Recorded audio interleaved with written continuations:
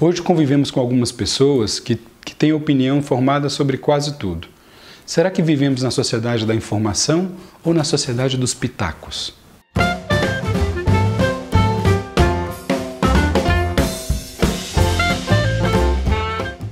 Na esquina do pensamento de hoje, eu quero conversar com você sobre o pitaco. Não sei se na sua região vocês costumam utilizar esse termo, mas pitaco geralmente é uma ideia ou uma posição sem muito fundamento, emitido por alguém que não conhece muito bem daquele assunto.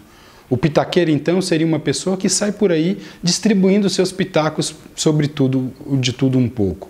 Eu quero te propor um exercício na esquina de hoje. Vamos fazer um caminho reverso da construção de algumas opiniões que escutamos e, por vezes, compartilhamos. Algumas vezes, a fonte de um pitaco é um personagem que hoje costumamos chamar de influenciador. Esse é o nome dado para pessoas que possuem muitos seguidores nas redes sociais. Os nomes, nesse caso, são reveladores. Tem um influenciador e tem os seus seguidores. A questão é que parte dos influenciadores conseguem muitos seguidores, e os nomes aqui são de fato marcantes, porque eles estão sempre dispostos a dar pitaco sobre tudo. Se o pitaco for inusitado ou escandaloso, melhor ainda. Dessa forma, o pitaco de alguns tem na sua origem um outro pitaco, ou seja, estamos criando pitaqueiros oficiais e pitaqueiros de segunda categoria.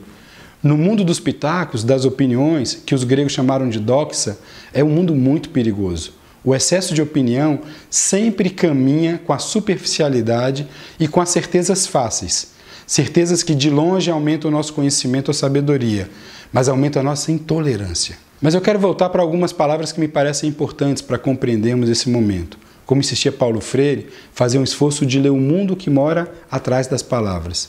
Existe, por exemplo, uma relação entre o mestre e seus discípulos.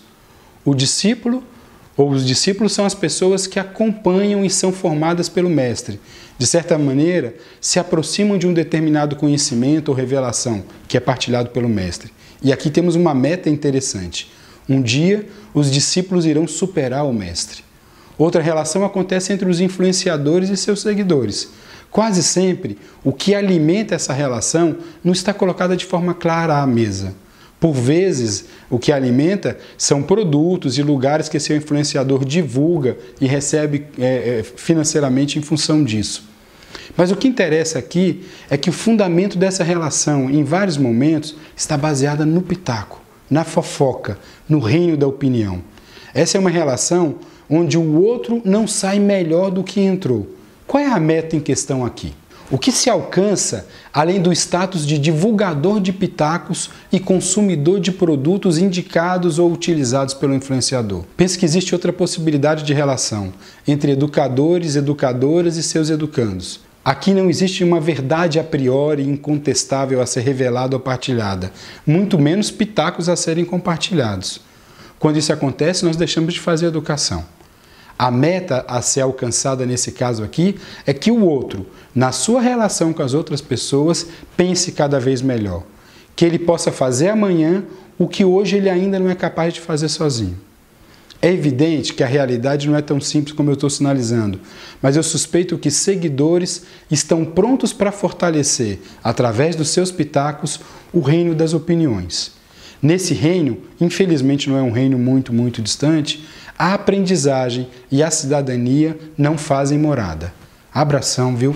E até a próxima esquina. As palavras saem quase sem querer.